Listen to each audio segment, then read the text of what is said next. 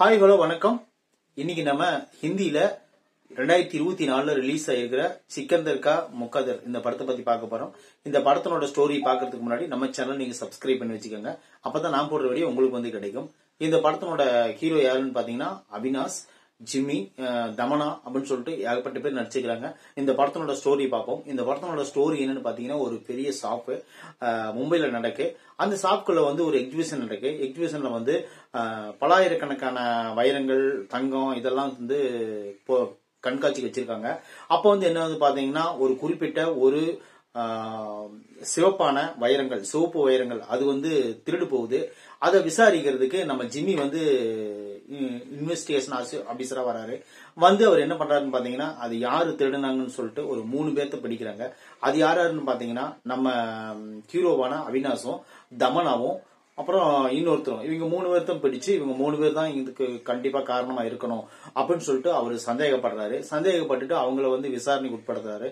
விசாரணைக்கு உட்படுத்தும் போது கோர்ட் வந்து இவங்க வந்து உண்மையான கொலையாளி உண்மையான திருடங்க இல்ல, இவங்க வந்து நிரபராதின்னு சொல்லிட்டு கோர்ட் விடுதலை ஆக்கிறது. அதனால இவர் என்ன பண்ணாருன்னு பாத்தீங்கன்னா தன்னோட வேலை இழந்துட்டு இவர் வந்து மதுவுக்கு அடிமையாயிடுறாரு. இவருக்கு வந்து டைவர்ஸும் ஆயிருது. நம்ம யாரு நம்ம அந்த ஆபீசருக்கு. இவர் வந்து நம்ம ஹீரோ வந்து என்ன பண்றாருன்னு பாத்தீங்கன்னா வாழ்க்கையில ரொம்ப அடிபட்டு நொந்து, அப்புறம் அதே அங்க திருட்டு பட்டம் சுமத்தப்பட்டதுனால வேலை போய், அதுக்கப்புறம் அந்த ஊரை விட்டு ஓடி போய், அப்புறம் தமனாவை அவரே அந்த திருட்டு பட்டம் கட்டுறதுனால தமனாவை இவர் வந்து ஒரு குழந்தையோட மேரேஜ் பண்ணிக்கிட்டு, அப்புறம் வெளிநாட்டுல போய் வெளி மாநிலத்துல போய் வாழ ஆரம்பிக்கிறாரு. அதாவது வெளி மாநிலத்துல போய் ஆக்ராவில் போய் வாழ ஆரம்பிக்கிறாரு. அப்படி ஆரம்பிக்கும் போது என்னன்னு பாத்தீங்கன்னா மறுபடியும் அவர் இதுல புயல் வீச ஆரம்பிக்குது. என்னன்னு பாத்தீங்கன்னா மறுபடியும் விசாரணைக்கோசரம் கூப்பிடுறாங்க. கூப்பிட்டதுக்கு அப்புறம் இவர் போய் மறுபடியும் அந்த விசாரணையில கலந்துக்கிறாரு. இன்னும் நிறைய விஷயங்கள் வந்து கலந்து கொடுத்திருக்கிற இந்த படம் தான் சிக்கந்தர் கா முக்கதர்.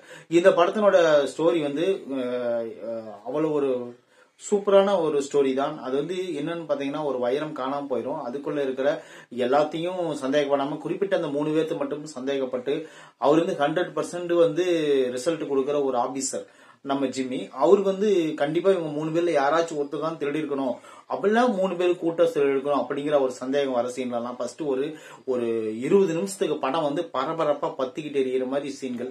அதுக்கப்புறம் என்ன ஆகுதுன்னு பாத்தீங்கன்னா அந்த அவினாஷ் வந்து நீ என்கிட்ட நான் வந்து உண்மையிலே ஒரு நிரபராதின்னு தெரிஞ்சுக்கிட்டீங்கன்னா ஒரு நாளைக்கு நீ வந்து என்ன நேர்ல கண்ணுல பார்த்து சாரி சொன்னாதான் நான் வந்து உன்னை மன்னிப்பேன் அப்படின்னு சொல்லிடுவாரு. அதுக்கப்புறம் என்னாச்சு, அவர் மன்னிப்பு கேட்டாரா இல்லையா, அந்த உண்மையான அந்த எக்ஸிபிஷன்ல வச்சு அந்த வைரங்கள் காணாம போனதுக்கு யாரு காரணம், இதெல்லாம் மொத்த கதை தான் இந்த படம். இந்த படத்துல வந்து பாசிட்டிவ் என்னன்னு பாத்தீங்கன்னா முதல் ஒரு 20 நிமிஷம் பரபரப்பு, அப்புறம் கிளைமேக்ஸ்ல வர அந்த ட்விஸ்ட் அண்ட் டர்ன்ஸ் அது உண்மையிலேயே வேற லெவல் இருக்கு. அப்புறம் அதுக்கப்புறம் நீங்க என்னன்னு பாத்தீங்கன்னா அது யாருன்னு தெரியும் போது உங்களுக்கே கொஞ்சம் ஆச்சரியமா இருக்கும். அந்த மாதிரி ஒரு சில சீன்கள் அமைச்சிருப்பாங்க. அப்புறம் இந்த படத்தோட மைனஸ் என்னன்னு பாத்தீங்கன்னா கொஞ்சம் ஸ்லோ. இந்த படத்துக்கு 2 பேர்த்துக்கு உண்டான விஷயங்கள் மட்டும்தான் பேசிட்டு இருப்பாங்க. ரெண்டாவது 3வது ஒரு அக்யூஸ்டா அவங்க சேர்த்துவாங்க. அந்த அக்யூஸ்ட வந்து அவங்க கண்டுக்கிறதே கிடையாது. அந்த அக்யூஸ்ட் என்ன ஆனாரு ஏதானாரு, தமனாவையும் இவங்க 2 பேர்த்தையும் ஹீரோ 2 மட்டும் தான் பேசிட்டு இருப்பாங்க. அந்த 3வதா இருக்கிற அக்யூஸ்ட் எங்க போனாருன்னு கடைசி வரையும் சொல்றதும் கிடையாது, கடைசியிலும் சொல்றதும் கிடையாது.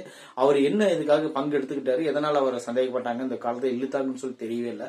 அது ஒரு விஷயம் அப்படி போயிருது. அப்புறம் ரெண்டாவது வந்து இவருக்கு வந்து ஒரு 3 காதலிகள் இருக்கிறாங்க இந்த படத்துல.